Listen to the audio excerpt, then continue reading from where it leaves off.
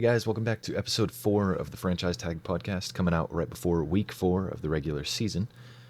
We're going to go over our pick'ems results as usual and then get into some topics that we got for today, as well as touching on the NFL stocks, because that market is opening up following this week's slate of games. Very, very interesting stuff, so we'll get into that in a little bit. But let's start them off with the pick'ems results. This week, I went 2, 3, 4, 5, 6, 7, 8, 9, and 7 for an overall record of 25 and 23. I'm finally in the positive. Love to see it. Love to see it. Yep, and I went 10 out of 6, or 10 and then 6 losses. And my overall record is 29 and 19. Yeah, we get it. All right. My lock of the week, that may be that one may go down in Ooh. infamy. I had Mm-hmm. it. I had it on the 49ers. Was feeling really good about it, and then this Yeah. guy goes ahead and chooses the Texans over the Jaguars, and I was like, well, I just Mm-hmm. gotta stick it to him, and so I Mm-hmm. switch it to the Jaguars, and they lose in spectacular fashion to Yeah. the CJ Stroud led CJ Texans, who looked Stroudington. great. Yeah, Yeah. he He is looks he I looks told great. you that was my preference. I was like, hey, CJ Stroud, he's been looking good. And the Jaguars just saw a little bit of a sputtering offense last week. And And I went with the Texans and you laughed at my face. I didn't deny that CJ Stroud looked good. I just thought that the Jaguars were better than the Texans, and I still think they are. I don't think you put those rosters side by side and tell me that the Texans are better. And I think the next matchup I'm still taking the Jags over the Texans. So Yeah. On the flip side, my lock of the week is going down in pure like I'm gonna parade that shit around nonstop. My lock of the week was Dolphins Broncos, and guess who's set a top 3 scoring debut and top 1 for yards? That was the Dolphins. yeah, that's the So I'm real proud of that pick. highest score in the past 50 years. Mm-hmm. Pretty We'll pretty substantial there, and most yardage, most offensive yardage in a game ever. we'll get into that game very shortly. But first, I want to Yes. touch on the NFL stocks, just because that's one of our other like actual segments, not just talking about stuff. So that market is opening up after this week's games. So in the next episode, we will be talking about moves that we're making, teams that we like, teams that we don't, things we would be selling, things we would be buying, and the Bears stock is really, really not looking too good for us right now.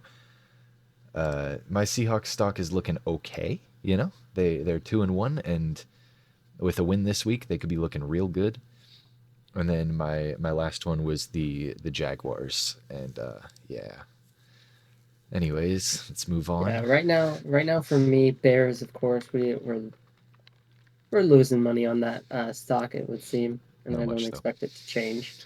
The Rams, I'm at a small gain. We'll hope that they win another game, or else I am going to be in a small negative. And then the Lions, I'm currently at a small gain once again, hoping for that win, so I don't go into a small negative. We'll get into our topics now. It's a quick little stock update. Actually, first of all, nearly forgot. We got a bingo update, baby. Cause and now I don't care what form of fantasy football you play, viewers. I'm talking to you. I don't care if you do half PPR. We do full PPR. And in full PPR, Devon A. Chain put up 51.3 points, and that, now check my math on this, is somebody scoring 50 fantasy points in one game, if I am not mistaken. So That does sound correct. I am up to 2 points, including the free spot on my bingo card. So Nice. if you wanna just jump into the bingo updates right now, we can do that first and then get into our topics. Yeah, nothing on mine is really making headway. A lot of mine are end of the year kind of updates. But Dallas Goddard being a top tight end doesn't seem to be off to a hot start. Two quarterbacks rushing for 1,000 yards, also not a hot start because they won't let Justin Fields run the damn ball. Um, and hey, I still got 3 teams in the running to go 17-0. And he has So the Cardinals having the number 1 overall draft pick, and they just beat the boys. so they still will have the number 1 draft pick this year. Uh, you know, by transitive property, the Cowboys are not the worst team in the league. Yeah, they will now have the number 1 draft pick.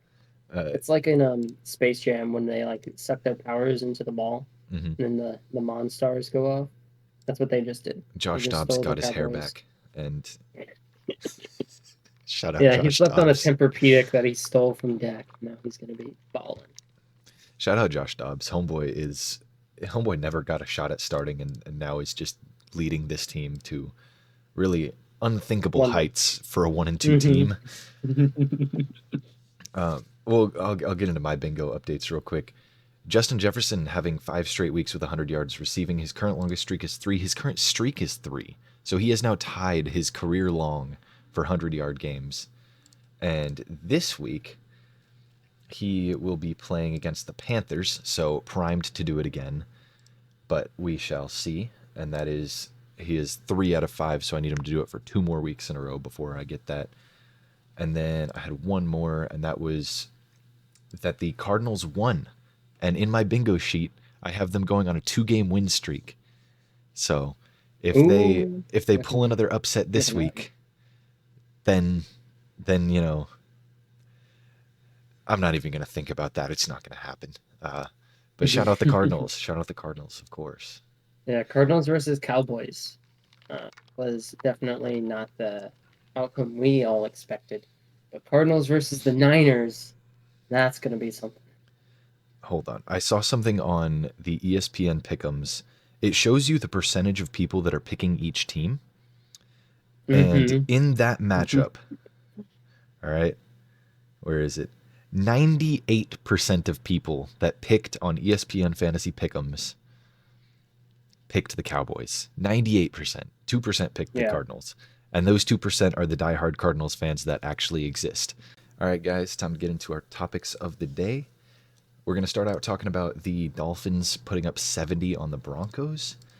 Watching that game, neither defense looked stellar. Javonte Williams actually had some really, really nice plays for the Broncos. But, I mean, the Dolphins stood up a couple times and held the Broncos to only 20, which is a lot of points. Don't get me wrong. 20 points is a solid score for any game. But when your opponent puts up 70, you kind of have to do better than that. And that led to a 50-point victory for the Dolphins. The Dolphins' Yeah. offense just looked elite. I mean, there's no other way to put it, and we knew it would. We knew it did. It's not new that this Dolphins offense is elite, but this speed everywhere, literally every single position. Jalen Waddle was out. It didn't matter because Devon Achane is one of the fastest players in the league. Raheem Mostert is one of the fastest players in the league. Tyreek Hill is probably the fastest player in the league. And then they have freaking Braxton Berrios, who's sneaky quick and uh, Sneaky sneaky athletic. athletic. Yeah. And Whitey. they've just built this team that just wins and does things out of the ordinary a little bit. They don't have any big bodies really, and they are still succeeding. And Tua is proving all of his haters wrong, and proving Elijah right with the MVP talks. And Yes, I man. would like to apologize to Tua and not shout out and a reverse shout out to Trevor Lawrence for making me look silly, calling him a possible MVP Hey, candidate. hey, hey. Don't worry. At least you didn't say it was Justin Fields, like Man, Dan Orlovsky did. oh, Uh, Daniel. but we were on that train. Let's be honest. Yeah, no, Uh, we were definitely thinking he was a lot better than he was. The processing I speed of agree. Justin Fields is not Low. desirable. Um, Yes, and I can be getting into that later. Right now, I literally, want to transition because you watched the opening of the SmackDown that the Dolphins laid. I watched almost the entire SmackDown. I stopped about Okay. halfway through the fourth quarter. I was like, okay, yeah, we're good. Okay. You don't need to see the backups do this. No, Uh, when I didn't need to see Robbie Chosen's one catch from Mike White for 70 yards and a touchdown. you didn't want to stick around for that. That was a highlight. Uh, in terms of, I have been having this on the back burner for just about the entire season so far. Prior to week one, during week one, and then during week two's episode, I wanted to try to get a little bit of a word in on the Dolphins play calling. And I kind of just kept it in my pocket. And man, is it a time to pull it out now that it's they won 70 to 50 or 70, not 70 to 50. They won by 50, won 70 to 20. Is there anything you saw other than like the shovel pass that you were like, oh, that's an interesting play call? Like that's a good play. There was one I saw a little bit of a more in-depth review on TikTok of, and it was the Tyreek Hill touchdown where they had the crossers that just kind of put the safeties in an uncomfortable position, and then Tyreek Hill was wide open, and it was just a mastermind of play calling, and I know that was a really good one. And then With had the crossing route that sat in the middle and brought both safeties down onto it, and yeah, then and then Hill was Tyreek just like was, and naked. he leaked out a little bit and kept going. The rest of the game I feel like was just the Broncos not having a run defense, and so the Dolphins really fast running backs were just able to explode up the hole and get 5 to 10 yards a carry and just march down the field and score touchdowns off of that. So the only two plays that I really noticed and cared about were the uh, shovel pass on the, or the no look shovel pass to Devon A Chain, and then the Tyreek Hill touchdown and him hopping into the stands after that, obviously. The no look shovel pass, the just like play concept of the Tyreek Hill touchdown, all really good play calls. And I'm gonna just rewind this back to week one because week one we saw the Rams beat the Seahawks and we saw the Dolphins beat the Chargers. And I saw a video shortly after that was kind of explaining that the Dolphins and the Rams both kind of did the same thing to win those games. They had previous knowledge from matchups before against them. Last season, the Chargers beat the Dolphins, and it was by a certain defensive shift that they did. And the shift that the Dolphins came up with to counter that in this year's week one game was that instead of motioning people to figure out like what kind of coverage it's going to be, if it's man, if it's zone, they were instead using shorter motions. For instance, Tyreek in the slot to Tyreek quickly motioning and staying in motion, picking up speed, and then going to the boundary and then kicking it up with full speed. Last year they did that, except they would use the entire field. They'd switch from him being one boundary to him moving into the opposite slot. So you have Tyreek Hill moving with at a steam full speed. They have to respect it. Then they made a defensive adjustment. They made sure that that wasn't going to happen to them. And so then come around, Mike McDaniel had cooked something else up this week. And by this week, I mean week one. And that is short motioning. So he's motioning from being in the slot to being on the boundary. And just that quick little motion lets them get in speed and also has the Chargers convinced, oh, we've seen this before. You know, he's motioning. Let's tell the other boundary corner, let's tell the slot corner on the other side of the field, hey, they have to make this adjustment because Tyreek Hill's moving over there. Lo and behold, he's just moving from that boundary to that slot, and they're busy looking over there, trying to get that set. Meanwhile, Tyreek Hill's ran past them for 5 yards, and the Rams did the same thing to have Puka Nacua pop off so much against the Seahawks. And I thought that was like super interesting, just in the fact of like, okay, we use this motion so often, and now they've started to counter it, and we're just going to switch to using a slightly different motion to see a slightly more effective game when they already lock us down. So now you've got people just absolutely being caught off guard. And when you're getting caught off guard and you have a team as fast as those players are, you are in some deep shit. So with the talent of Mike McDaniel to pull off what he does, I think it's going to be pretty fair to say that as high as we've been on the Dolphins, it's gonna be pretty good looking moving forward for Dolphins fans and for us because we love watching offense. I just love watching the Legion of Zoom. I like watching fast guys run fast, and that's all the Dolphins offense does, and it works so well. I would like to move off the Dolphins if possible. Just we've we will have the rest of the season to talk them up and discuss what they're doing, and slob all over their knob. And Yep, all over that.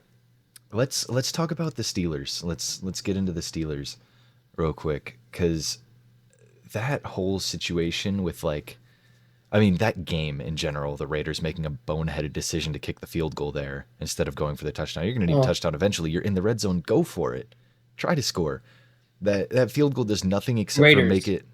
Yes, Raiders did that's what I'm that for talking them. about. But they played the Steelers, so I'm Mm-hmm. tying it in.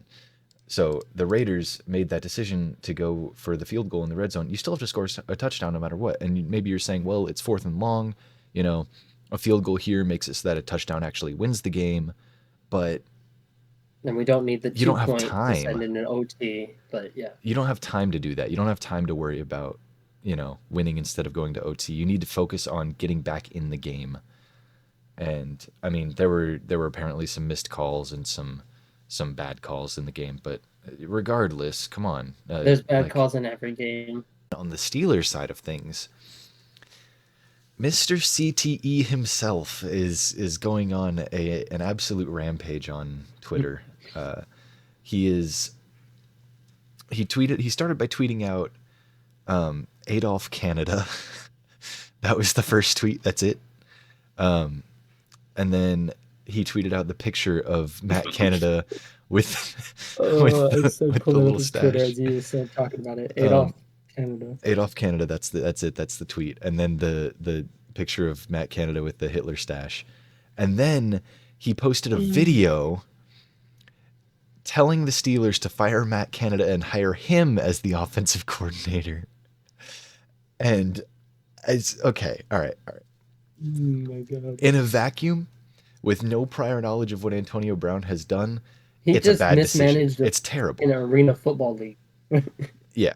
In a vacuum, bad decision. However, man, it would be hilarious to see him on a football field again. So, Steelers, do what you have to make it happen. Get AB on the field again. Give him some medical advice for his CTE, and yeah, Antonio Brown's got some screws loose, if not all the screws loose up in his head, and I love seeing it happen. It's very amusing, and that's about all I've got to say about it. Oh man, that that was certainly something to say about it. I'll tell you what. And I mean, we had our own reactions to that game, and then just out of nowhere, Antonio Brown posted a picture of him with a freaking Adolf stash. Oh man, what a fun day. Moving on to another person that we dislike. Sadly, they continue to win and they continue to play good. Deshaun Watson, he threw it backwards. That was a nice goofy and gaff. Deshaun threw it Uh, back. just like he wanted so badly. Yeah. So outside of that one random play where he just threw it straight back at his like full overarm throw behind him, directly backwards to his Man, running back to where Jerome Ford didn't catch it. I mean, a boneheaded decision, but the rest of the game, he looked bonehead. really good, and I'm sad that we aren't going to see DTR this year because I would love for Deshaun to just suck and then we get DTR, but probably not going to happen. Um, One thing about that game that really threw me off was how bad they were at running the ball. Um, we I saw the clip of Jerome Ford getting the touchdown, and I was like, oh wow, I'm glad to see they haven't like lost a step. But they've certainly lost a step. They ran it 31 times and came away with 78 rush yards, 2.5 average there. That's rough. Wild, but who who who can really blame them when I they mean, play the Titans front seven they and also first they're passing as well as they are. yeah, I mean for the Titans, their front seven practices against Derrick Henry every day, so they've got to be good at stopping the run. Like at just Mm-hmm. a basic level, they have to be able to stop regular runs because they're asked to stop Jesus out there on the field every practice. And the Browns Exactly. defense was able to stop Derrick Henry very effectively. So that was sad to see. But I mean, shit, every year there's 3 or 4 games where Derrick Henry just lays an egg, and then the rest of the games he's elite. So we'll see if he can continue his pattern there, or if age is finally catching up with him, and if he's going to start having more of those lackluster games and fewer of those high yardage games.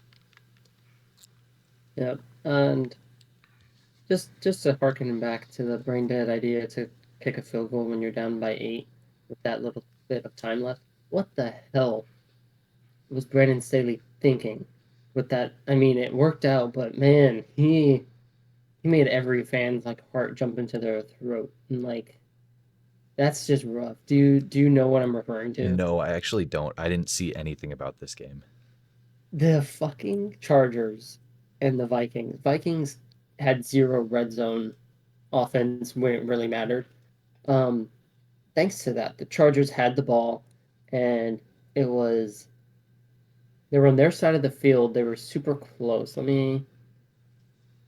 Yeah, they started the ball with the ball at their own two because the Vikings couldn't punch it in.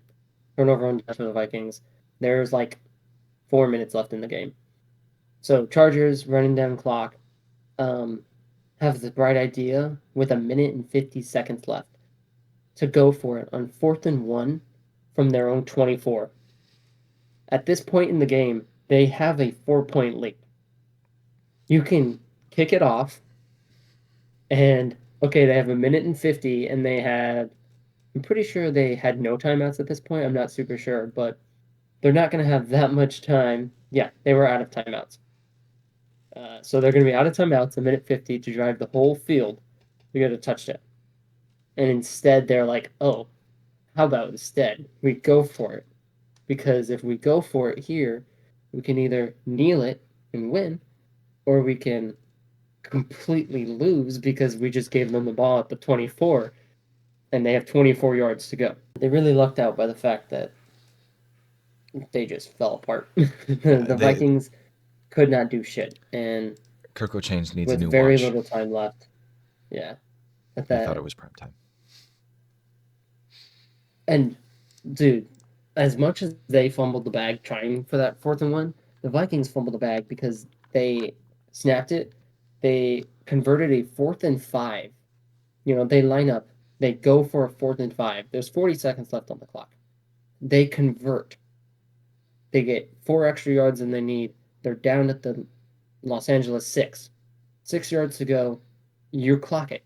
You 100% clock it, and you get 30 seconds, and then you get 3 more downs. Instead, they didn't, and they just stood around for 20 seconds looking around, and then Kirk was like, oh, we need to call a play, and just started like yelling at people to go out on routes and What go the line hell? up. And then they snap it with like 10 seconds left in the game. And it's like, you're not down by a field goal. Why are we just standing around like there's any more to this game? You clock it, and you get 3 more downs to go for it when you're second and goal from the 6, and see what you can do. Like, it was like, oh, we're going to catch them off guard by standing perfectly still. Hey, they And were that just game going for was the a shit shock show. factor, all right? They were just going to surprise them. Definitely. Let's talk about these undefeated teams. We got 3 of them left: Dolphins, Eagles, and Niners. And you have written down here which undefeated team is a fraud. I don't think any of them are. I think the closest ones to not being like really that good, honestly, are the Eagles. Just because they haven't looked dominant in their wins. Jalen Hurts doesn't look that good in their wins. And they're just winning because of a really stellar defense. And you could kind of put the 49ers in the same boat, but they have a better game manager quarterback who trusts his receivers. And I think they have better weapons on offense than the Eagles do, which is really weird to say with the amount of weapons the Eagles have. Yeah. I do think the 49ers' weapons are a little bit better. And I think Brock fits that system really well. So I think it makes sense that the 49ers are a better team in terms of weaponry because they're just so highly paid. Like the top end of that team is the top end of the league. yeah. And when you start getting to like the more depth, yeah, it gets a bit weaker because they can't be paid as much. But definitely in terms of weapon v weapon, top guys, it's going to be 49ers over Eagles for me as well, offensively, at least. And then, I mean, the Dolphins They, are the furthest thing from frauds. They're the most yeah, dominant team in the league, I think. yeah. See, I saw this conversation, the which undefeated team's a fraud last week, and I was like, undefeated teams have 2 wins. How the hell are you going to be calling out who's a fraud or not? Yeah. Half of them are. Like, what do you mean? And I threw these questions in here because I was like, I wonder who's going to be still undefeated, Yeah. and if the Saints, like if the AFC South was still undefeated, basically, it'd The be really entire strange the seeing them entire in South this lost. conversation. The Yeah, entire South lost. it would just be interesting seeing any of those teams next to Dolphins, Eagles, Niners, because then you're picking out the frauds left, right. But Yeah. And then the ceiling, moving past that question, what is the ceiling for each undefeated team, which I think is a very interesting one. Dolphins Super Bowl is the ceiling for sure. I think for the Eagles, their ceiling, and maybe I catch some flack for this and maybe I'm wrong, but I think their ceiling is making the championship. Like I think if they perform their best football from what we've seen this season so far, not from like what we saw last year, but if we continue to see what we saw Mm-hmm. this season, I think the furthest they can go is the championship. I don't think they are a Super Bowl caliber team from what I've seen so far. And maybe I'm crazy and out of my mind and saying outlandish things for clout, but I don't think I am. I think I'm justified in this one based again I'm on this gonna, season alone, not last season. yeah, on this season alone, I'm gonna go ahead and counter you because they they continue to have as dominant of a run game. DeAndre Swift had 175 in week 2 rushing yards. He had 130 this past week. He averaged 2 more yards a carry. They're continuing to be a dominant run threat. They have the cheat code, which is the tush push. Um, I don't think that it's making the championship. I think that it's making a return to the Super Bowl is their ceiling, and I think the Dolphins is winning the Super Bowl. See, I think the reason that the Eagles' ceiling is the championship is the other undefeated team in the NFC, which is the Niners. Because I think if they go head to head, the Eagles are going to have to keep up with the Niners. And if you're running the ball, you're draining clock. And as successful as you can be running the ball, if they get a couple good stops on you, you're SOL, you're done. And I think that the 49ers are the team to do that. And maybe through the rest of the season, the Eagles will hit their stride. Their passing game will come into focus again, and it'll be really good. But I mean, Jalen Hurts' stat lines through 3 weeks have just not impressed at all. And that's including his rushing stats. And I mean, obviously, Tush Push is going to inflate the success rate of rushes by Yeah. him. But I just don't see them as a Super Bowl contender.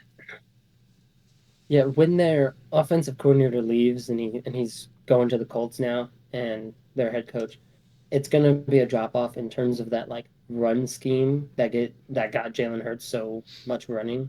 And now they have like, okay, we know how to tush push. Everyone here knows how to do it. Let's, you know, grind that away. That's a lot different than Jalen Hurts, designed runs. But I do see what you mean.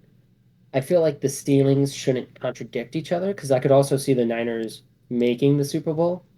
But if I had to pick between one of them, I would go Niners because I mean they had the matchup last year in the conference championship, and Brock Purdy couldn't throw the ball, and it was a tight game until he couldn't throw the ball. Yeah. And And I that was think if because we of get injury. That back wasn't to because of that, ability. yeah, I think if we get back to that, the Niners are going to be the ones walking away with it this time, and that's just because of the drop off and drop off. They're undefeated, but it's been a lot tighter games than they would like to admit. Um, Yeah. and I think that last season they were winning more convincingly than they are this season. That's my only issue with it is they're squeaking out wins against all three teams so far. And I mean their win against the Bucks was a little bit more dominant. I wouldn't say they squeaked that one out. But even then they only put up 25. Like that's not a crazy performance. Obviously it was well enough to get the job done. They won by 2 scores, but I think that just not and I guess I won't include the Patriots in this because I got to talk about them in a moment. I forgot to write something down here. But the Vikings week 1 barely winning, and then I mean the Patriots. We can now prove yes they have a stellar defense because they held the Dolphins to 24 as opposed to 70. So I think the Patriots have a really good defense after seeing that Dolphins game, and it makes me feel a little bit better about the team because they were missing the Jones brothers at corner. All three of them were out, and those are their top three corners. So John Jones, Jack Jones, and Marcus Jones were all inactive against the Dolphins, and that is cornerback 1, cornerback 2, and cornerback 3. And they were still able to hold the Dolphins to 24 points, and they had Hill and Waddle. So shout out the Patriots. Yep. So Yeah, I think we'll agree that the Niners are have that slight edge on the Eagles, and then the Dolphins are just a league of their own, slightly above. I could definitely see the Dolphins losing in the playoffs, though. Don't get me wrong. I could see them coming up against the Chiefs and the Chiefs just being more clutch than they are, and that's all it comes down to. Or I could see them going up against Josh Allen and the Bills, and Josh Allen's gunslinging nature pays off for him, and they put up more touchdowns. And I could see that happening too. So, also Tua staying healthy is a major part of that whole Yeah, thing. major. It was last year. It's gonna be again. It's gonna be a wait and see. Really, it's gonna either collapse all at once or it's gonna keep going. And I'm of course gonna be waiting for the keep going part. That I think. Well, we've got Powering through some of yeah, these. we got Go. three You quick can go topics if to you want. power through. I'm gonna just talk about the first one, and then you can take the other two. But we're just gonna be quickly mentioning them.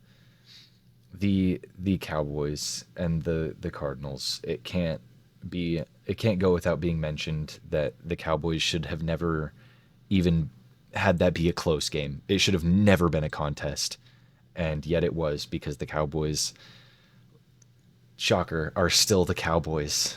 Ooh, let's go! Round of applause. Cowboys are Cowboys, and that's Boys and great the to see. boys. We dem boys. I got on my whiteboard. I wrote dem boys in all caps, and that's something I wanted to just mention. Still them boys. And then there's the picture of Yep. Josh Dobbs. uh, I'm gonna just put a picture of Josh um, Dobbs on the screen for a few seconds throw here. them Let's up appreciate with the a man. little. Have a peek. Just peek over the corner or something. I got it. Uh, I got it. I know exactly what I'm gonna do. moving into our next topic here, the Bengals finally landed their bounce back. Of course, it comes right when one of my co-hosts here traded away Jamar Chase in fantasy football. Went ahead and got 12 catches, 141 yards. That's besides the point.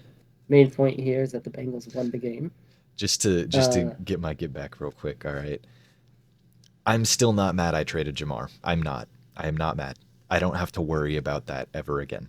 I don't have to worry about, oh my god, is he going to have another dud? No fear in my heart anymore about who I'm starting at receiver. Cuz Diggs, he may not have the, 200-yard upside that Jamar has, but he's going to put up a consistent 15 to 25 every single week, and that's all I need. all right, now that your copium has finished, Stafford Bengals, the Super Bowl rematch. I was watching this intently, just hoping for a very good and close game. Burrow is definitely not 100% back, but the defense managed to hold on long enough against a offense that has been playing really well to start the year off. And I mean, Burrow, 26 completions, 259 yards. You can do the math on how much that is per completion there. Um, 49 attempts and no touchdowns and interception. It was a rough game to watch for really both teams. Bengals couldn't seem to throw it further than 3 yards downfield, and I mean Matt Stafford certainly was having some issues with the pressure that they were sending and just overall, I wouldn't say accuracy issues, but ball was getting tipped at the line. It felt like every other play and getting tipped in and out of people's hands, intercepted. The Los Angeles run game was struggling. They didn't go to it as much in the red zone. But the Bengals, the Golden Childs, who kind of got their 0-2, everyone was super worried about them. They finally got their one, so maybe they continue this hype, this momentum going forward. I think the main thing is just having Burrow get that leg healthy, so that way they're not having him be a statue of the pocket and let him be able to go and show out some. I'm gonna transition real quick into our last quick topic here, and that is that I seem to really be hitting with my preseason award names, with Tua being MVP, definitely the MVP frontrunner. And while I'm not going to say that my next player I'm going to talk about is a frontrunner for it, I very much would appreciate him getting some love and attention for the fact that Brian Branch had 11 tackles, 3 TFLs and 2 pass breakups against the Falcons, and may not sound too impressive. But this is a rookie nickel corner that just flies around the field and makes every tackle. And I mean, the pass breakups, he freaking knocked Bijan's helmet off with one of his hits, which they ruled as a helmet to helmet, despite the fact that it was clean. That's something else. But it was a. It's always fun watching Brian Branch take the field and just fly. And my defensive rookie of the year pick is looking fantastic in my eyes. So just wanted to give him that little bit of a shout out there. Getting into the injury updates, Mike Williams out for the year with a torn ACL. Derek Carr has an AC joint injury. I don't know the timetable on that one. Do you, off the top of your head? It's I've been seeing like various reports on it. It really is just like a discomfort injury, and they need to see more of the just the fluidity and movement of that shoulder to be comfortable in making his return. So it could be 2 to 3 weeks. It could be even longer. And then Jimmy G with his concussion, entering concussion protocol anywhere from 1 to 3 weeks with that, depending on how bad it is. Probably going to be closer to the 1 to 2 week out, kind of like with Anthony Richardson, who will hopefully be back next week. That's and then the hope, right? I don't think there were any other huge injuries this week. Maybe one that I'm missing. I mean, obviously Joe Burrow's, calf being uncomfortable and him still going out there and playing is rough for fans, but it is what it is. Yeah. Just an update on the David Montgomery injury. He's supposedly meant to make his return this Thursday Night Football, so it would be a quick turnaround for him, but we'll see how that pans out. Speaking on Thursday Night Football injuries, Christian Watson and Aaron Jones both are expected to make their returns. So Christian Watson for the first time this season, and then Aaron Jones missed last week or missed week 2 and 3 week prior, yeah.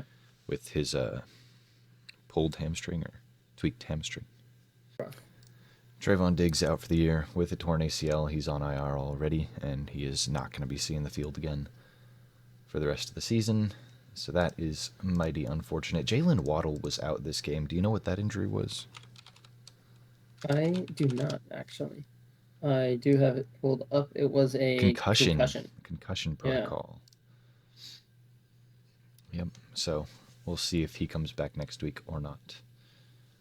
Yep. Cooper Kupp is still projected to make his return in week 5. Got an eye on if that continues. We were, this is not on the list at all, but I think it was Kendall, right? She asked what the most common last name in the NFL was. Mm-hmm. And we were like, oh, gotta be Jones. And then we were thinking for a bit because we were like, there's a lot of Robinsons. There's a lot of, I don't know, Williams. There's a lot of Williams. And then we were like, Johnson, though. Johnson has got to be but up there. Find me a team with 5 guys on it with the last name Johnson. Like, fair enough. Williams was one. Yeah. Smith. I mean, if Smith. You count Smith is real common. Juju Smith. Smith-Schuster, Jonnu Smith, Jackson Smith, and Jigba. Yeah. Smith hyphen is a really common last name. But yeah, that's a nice little side topic. But that is a great side topic. I've seen no other injuries to be of note. Do you want? If you have injuries of note on your team and you hate that I didn't point out that player, I'm sorry. There's lots of players. There are lots of players. Can confirm that is a confirmed fact that there are a lot of players. Do you want to? I'll give you the option here. We're at 56 minutes. Probably trim down 10 minutes of it for everything else. Right. Yeah. Do you want to get into the pick'ems right now, or do you want to do one of the questions we had for each other that we haven't gotten to yet? Because we have a little bit of time. Because you said when we were initially planning out the podcast in the off season, you were like, "I've got a juicy question for you." Oh, and then you had the one that you didn't want to share. Mm-hmm. I had to answer. Ooh. I will say that mine would be better if I had an extra week to prep, but it can be done. Like, it's no big deal. It'll just take me an extra couple seconds. I am fine doing a pick'ems just because I had like my brain clock going like, oh, we'll be done soon. Okay. So I'm good just doing pick'ems and then All right. being done, and then we can add. We'll clear the topics and then enter that in first thing so we can remember to get to it. Okay. All right. We will transition to pick'ems. All right. So last week we did our pick'ems. I finally had a positive week. I didn't have this. I didn't go 8-8 again. At 500, yeah. And we'll shoot.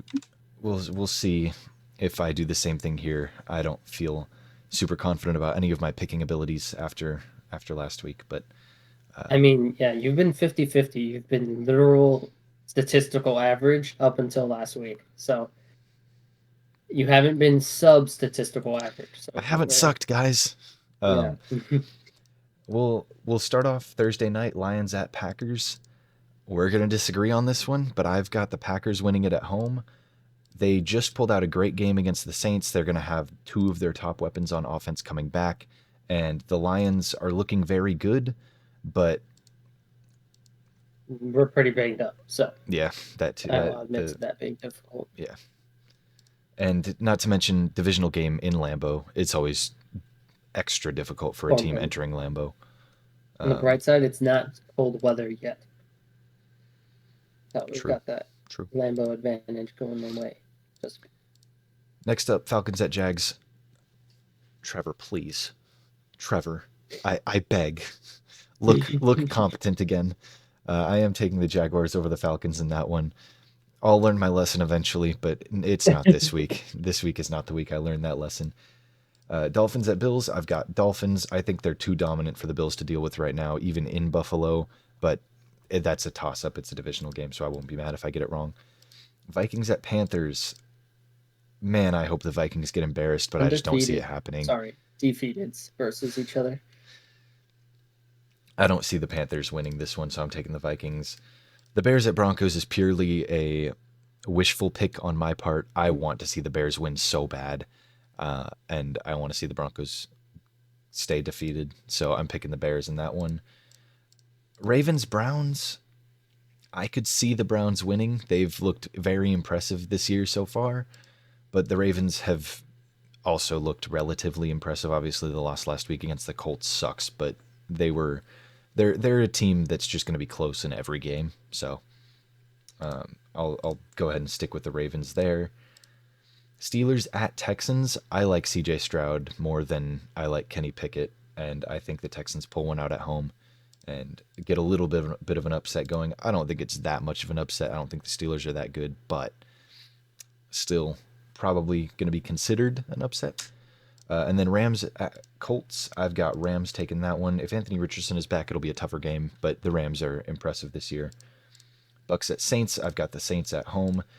Again, if Derek Carr is injured, maybe that game looks a little bit different and the Bucks have a little bit of a bounce back, but I still like the Saints and Alvin Kamara coming back, which we did not talk about at all. He is playing this week. It was a 3-game suspension for him. He is back. And then Commanders at Eagles. Commanders. People bet and get double that. That's crazy. Commanders at Eagles. I've got Eagles taking that one over the Commies.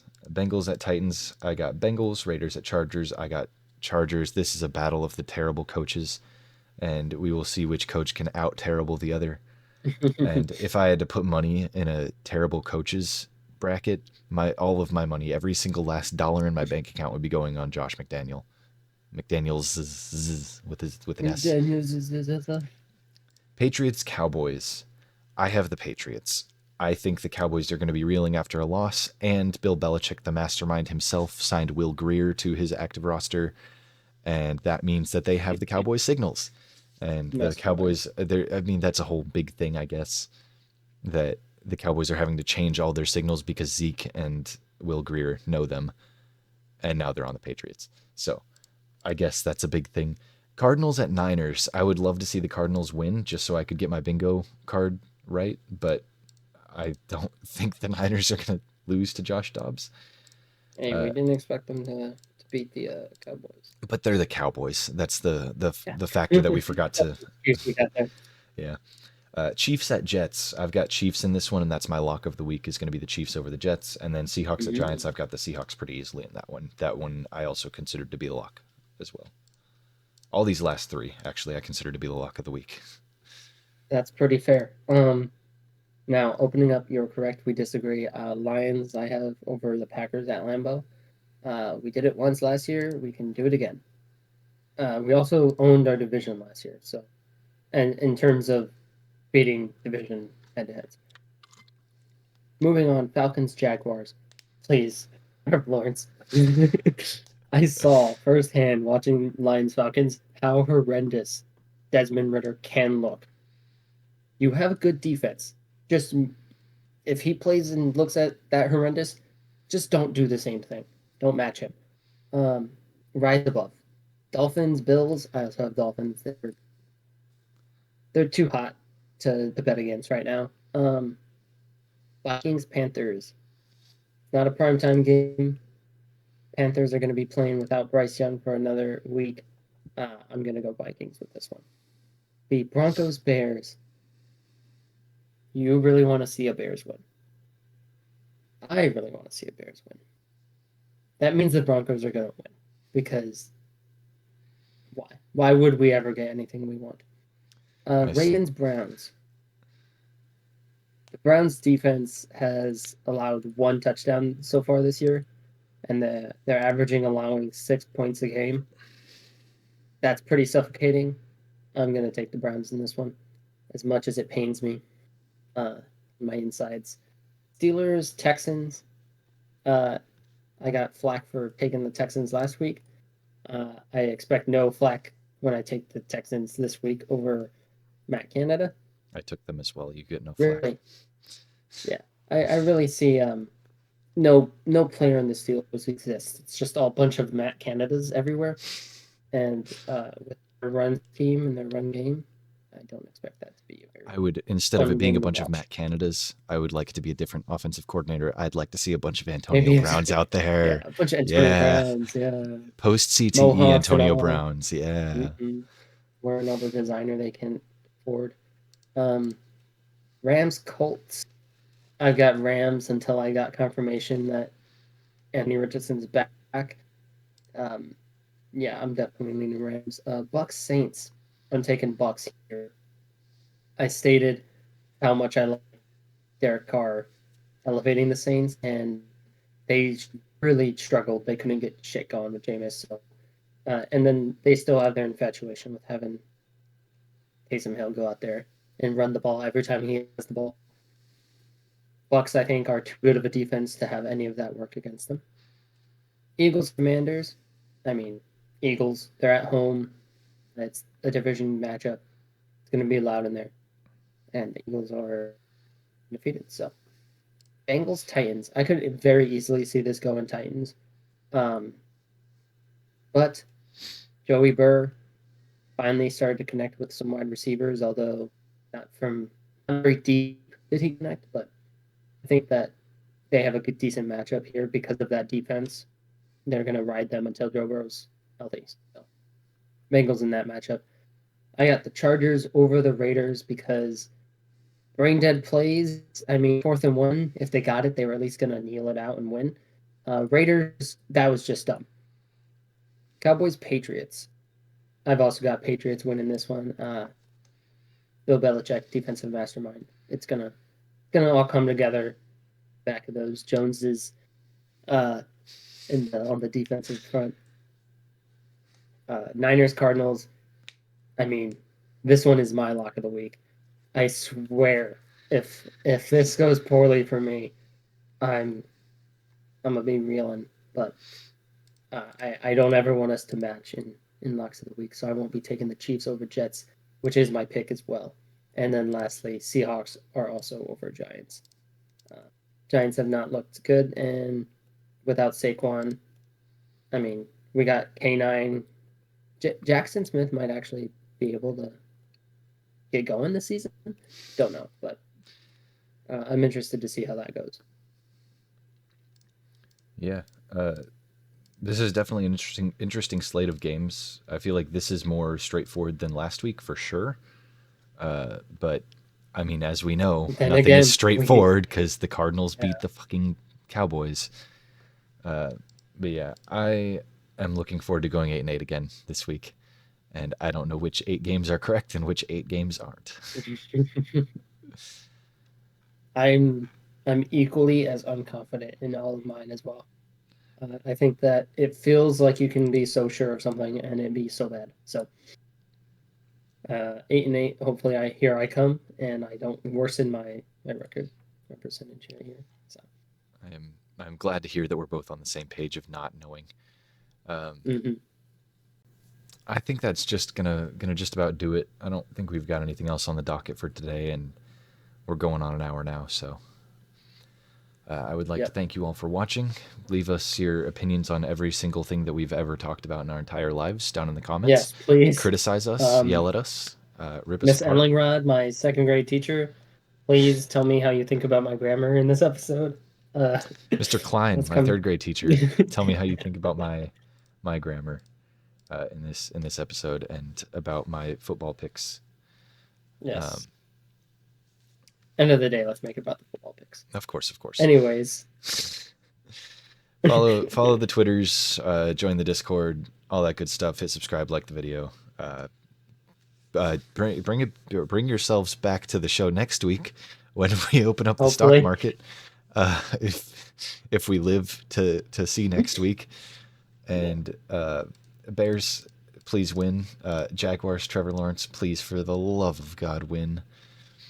And I think that's just about all I got for the wonderful yeah, people you're out done there. completing with everybody. Yep. Let's just be so happy that we're not investing in these stocks with real money. Oh And with fuck. that, deuces. This is